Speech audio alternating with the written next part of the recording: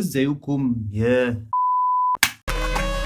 سنتحدث اليوم عن السوشيال ميديا. وطبعا احنا عارفين اذا ذكرت السوشيال ميديا ذكرت القذاره والسفاله وقله الادب وقله الربايه، واي متابع شغوف لهذا البرنامج يعلم ان انا بكره السوشيال ميديا دي وبكره صوره اليوم اللي شفنا فيه سيرتها اكتر من كرهي للقلقاس، وذلك لما تسببت فيه من نخربه وفحفره في عقول ابنائنا ظاهرات وظهور الاسره، بل وما تسببت فيه من شقليب لنظامنا السياسي، نعم نعترف، ودقلجه وبعتره لاعمده الدوله اللي قاعدين عمالين بنلصم فيها بالشكرتون من ساعتها لحد دلوقتي مش عارفين. عشان كده طبعا انا وكل المخلصين من عشاق الوطن قياداته بدرنا هذه السوشيال ميديا بوستات دعم وهاشتاجات تأييد وصور للرئيس البلبيسي متركب دماغه على جسم اسد وغاطس في قناه السويس الجديده وحواليه بربرق وترتر وحركات كي نواجه ونجابه المؤامرات والحروب والجيل الخامس والسادس والسابع وعباس ومكرم. ولكن المفاجاه بقى والتي قد تذهل المشاهد الاسمر الحبيب دلوقتي هي انني اصبحت الان مقتنعا باهميه هذا الاختراع النجس اللي اسمه السوشيال ميديا، بل وضروره الحفاظ على ابنائنا في داخله وعدم خروجهم منه ابدا. ايه ده معقوله يا اخ كبير انت تدافع عن الفيسبوك والسوشيال ميديا والقذاره اللي انت كنت لسه بتقول عليها قذاره ووساخه وقذاره؟ ايوه انا ادافع واشرح واحلل وافسر كالعاده، ما انا لازم اشرح لك لان انا لو ما شرحتلكش مفيش حد هيشرح لك. نعمل ايه بقى؟ قدري بينما الاخرين عمالين بيكنزوا في الاموال ويلاحقوا الديدلاينات، قاعد انا هنا عمال بقى اسستمك بينما اعلمك.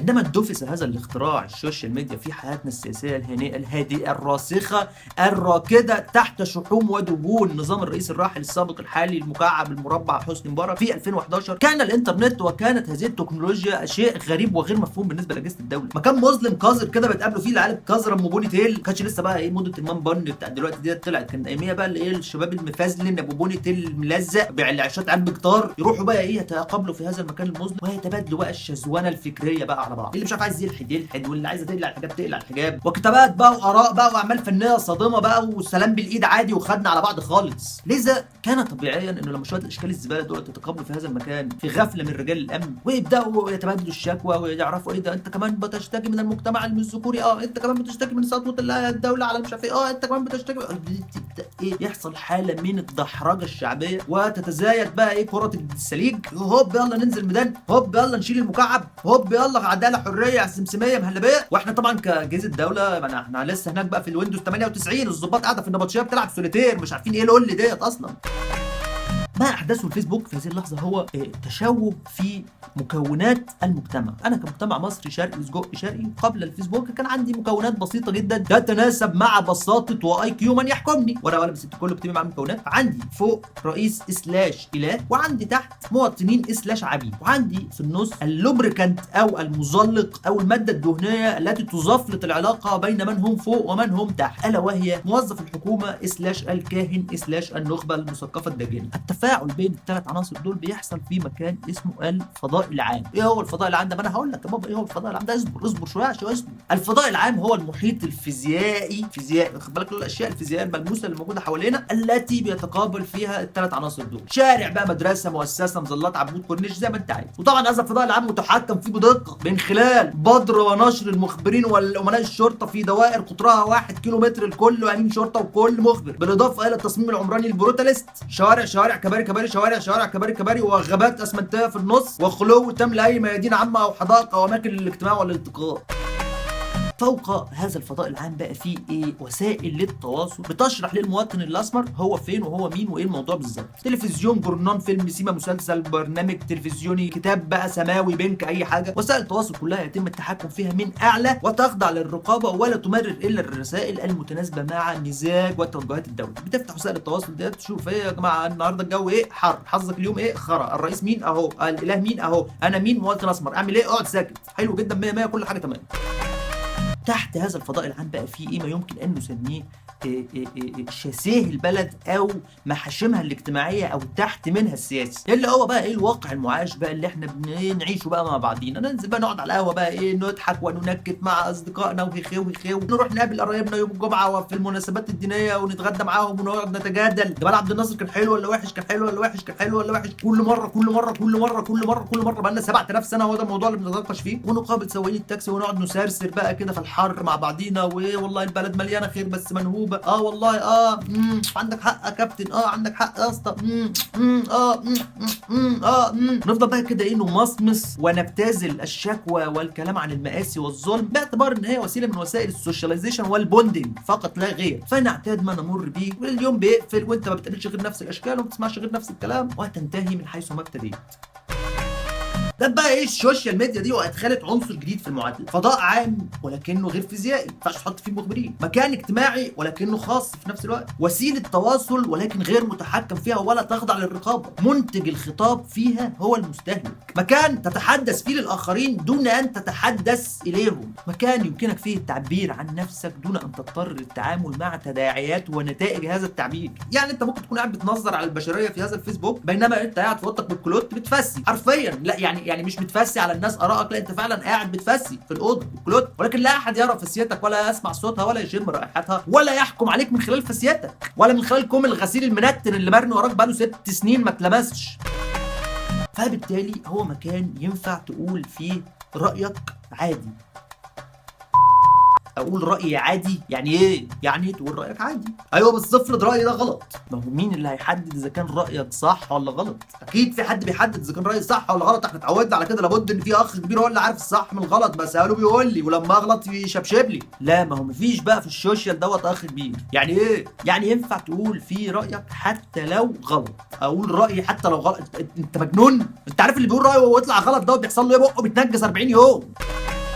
هنا بقى يجي بقى ايه المشاهد الاهطل بتاع كل مره اللي احنا بنستخدمه كاسمها ايه سترو مان ارجيومنت فيجر، اللي هو بتجيب شخص كده تخيلي وبتخليه يقول الكلام اللي انت اوريدي عندك رد عليه علشان تهزمه قدام المشاهد، فالمشاهد يحس ان انت فاهم كل حاجه وان انت عارف كل حاجه. اسلوب منحط في المناقشه والجدال اتعلمناه من الدكتور الاخ الكبير مصطفى محمود. يجي بقى ايه قصدي بقى المشاهد الاهطل ويقول لك طب على فكره بقى اخ كبير، طب ما انا كنت بقول رايي عادي في الواقع المعاش اللي انت بتسميه الشاسيه دوت، كنت بقول فيه رايي عادي ولا يهمني. بذمتك يعني انا بصراحه انا مش هتكلم بصراحه، يعني ده كلام بذمتك، ده كلام واقع معاش يا طلال اللي تقول فيه رايك.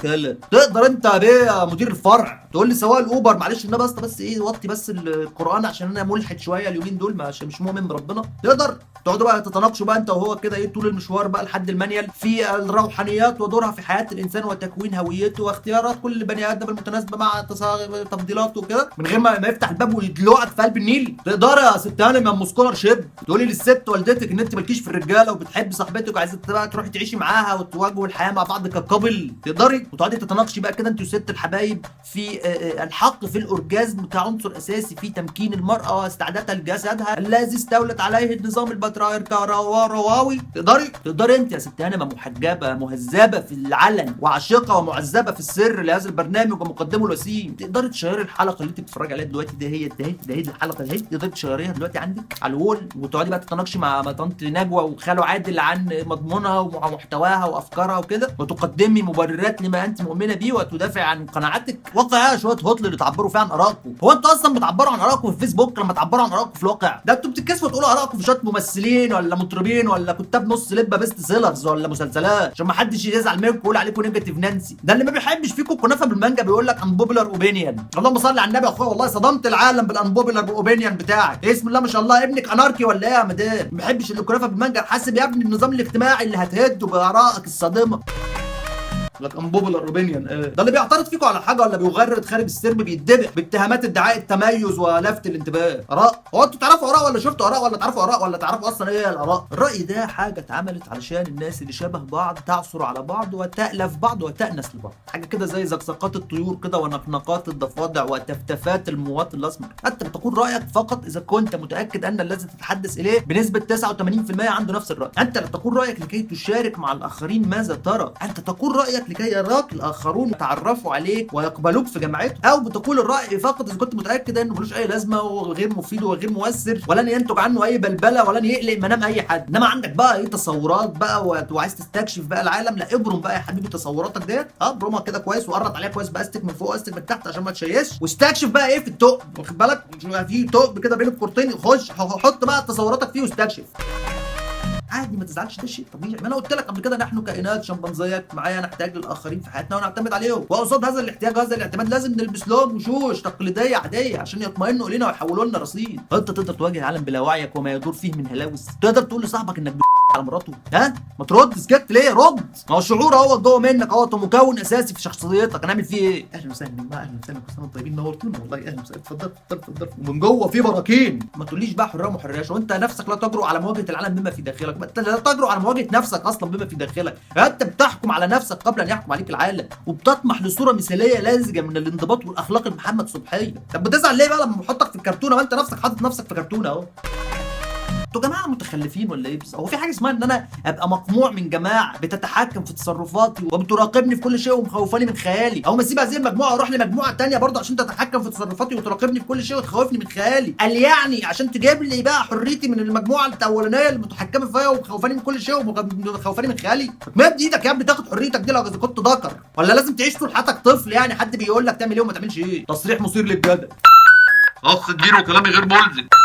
أي جماعة بتمارس أي نشاط جماعي يتطلب الحد الأدنى من التنظيم ما بين الأفراد، حتى لو كان غرض هذه الجماعة هو تحقيق المزيد من الحرية للأفراد، لابد أن ينتهي بها المطاف في قمع الأفراد غصب عن حباب عينيهم. من أجل التنسيق والتنظيم ما بين الآخرين لابد أن يرتدوا الأقنعة ويتظاهروا بالمحافظة لكي يثق فيهم الآخرون ويسلموا لهم دقنهم، ولابد أن يخاطبوا الجماهير بنفس اللغة التعبوية الشعبوية الفاشية اللي بيشتكوا منها، التي تفعص حرية الفرد من أجل مصلحة الجماعة. وهذا في حد ذاته هو بذرة فشل اي محاوله تحرريه من داخلها، من اول شويه عيال بيحجزوا ملعب كوره عشان يلعبوا مع بعض، مرورا بالثوره البلشفيه، وانتهاء بسته بيظبطوا مع بعض عشان يعملوا اورجي.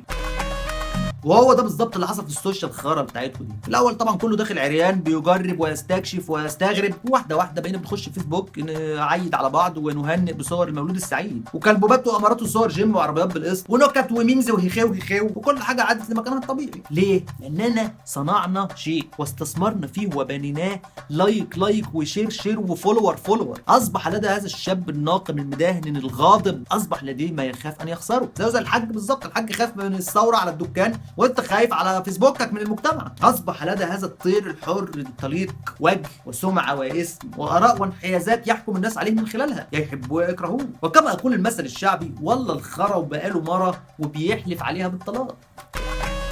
بعدما كان الفيسبوك خرابه مظلمه يلتقي فيها الشباب عشان يشربوا سجاير من ورانا، اصبح الفيسبوك هو شراعه الحمام التي بنراقب من خلالها ابنائنا ونشوف بيهببوا ايه جوه. بعدما كان فيسبوك هو مساحه الحريه والانطلاق وبناء الجسور والهليليبيليبيليبيليبيو، اصبح فيسبوك هو حوش المدرسه التي يتبادل فيها الطلبه الضرب والتلطيش والتحديث ببذر الدوم والبولينج بعدما يطرقع لهم المدرس بالخرزانه فوق بدون تمييز. اصبح الفيسبوك شاسيها اخر من شاسيهات المجتمع التقليديه ومكان للاطمئنان وابتذال الشكوى والسوشياليزيشن والبوندنج، ومثلما نبغبغ باي كلام في الحياه العاديه ملئا لفراغ الصمت، نبغبغ ايضا لملء الفراغ الالكتروني بكلام قصير العمر هش القشره عديم التاثير. اليوم لن اقترح كأخ كبير وكلامي غير ملزم، ولن اروج لمشروع، ولكن احذر كأخ كبير وكلامي غير ملزم، احذر من ورست كيس سيناريو واحتماليه خطيره لابد ان نضعها في حسباننا او تضعها الدوله في حسبانها، في الحته اللي بتحط فيها الحاجات المهمه جنب البوك. هذا الفيسبوك اصبح صديقنا من بعد ان كان عدونا، وابتلعته الراسماليه اللي هو اصلا خارج من تحت منها، واصبح على شيء سوى فاترينا اللي بيع شويه تيشيرتات على شويه جزم على شويه اونلاين شوبينج، وبيلعب دوره كسمسار بيج داتا ومهرسه ترندات ومخده لامتصاص الصدمات الاجتماعيه بعد ان كان محفزا لها، والحمد لله اصبح مكون اساسي وافيونه محوريه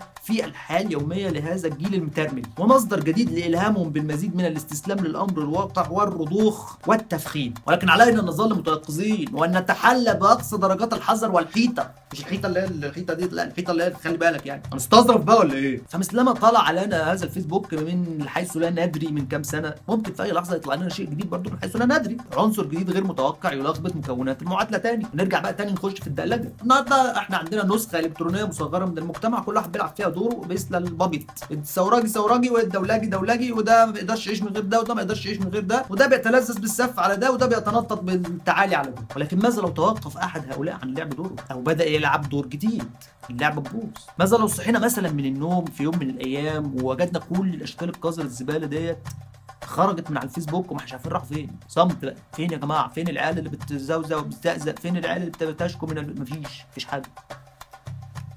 كيف سنتابع ما يقولون؟ كيف سنعرف ماذا يفكرون؟ كيف سنستبق خطواتهم ونجهز نفسنا؟ هنعمل ايه؟ هو راحوا فين؟ بيتكلموا فين؟ بيقولوا بيتقابلوا فين؟ اين بيذهبوا؟ اين بيجلسوا؟ مش عارفين. في الماضي كنا بنبعت بقى المخبرين ونحط اجهزه التصنت ونشوف ده بيقول ايه وده بيقول ايه. الفيسبوك سهل علينا الكلام ده كله، كل حاجه مفتوحه وكل حاجه بنشوفها وبنعرف هو اللي بيحصل. لكن ماذا لو اتقفلت بقى هذه البلاعه؟ طب اهاليهم ودماغتهم في كرتونه التلفزيون وتمام، وهم الحمد لله ادخلوا دماغهم طواعية في كرتونه الفيسبوك. ماذا لو خرجت الدماغ من الكرتون؟ ماذا لو بص كده المواطن الاسمر حواليه وبدا ينظر للواقع من حوله ويستكشف ويفكر؟ حوسه بقى كده، حوسه بقى. لا استطيع ان اتخيل حجم البارانويا التي ستصيبنا لو بدلا من صوت الشكوى المبتذله التي اعتدناها فجاه ملأ اذاننا صمت مريب.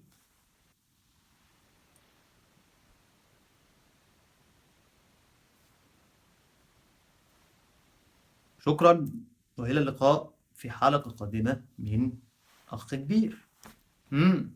بما تفكر.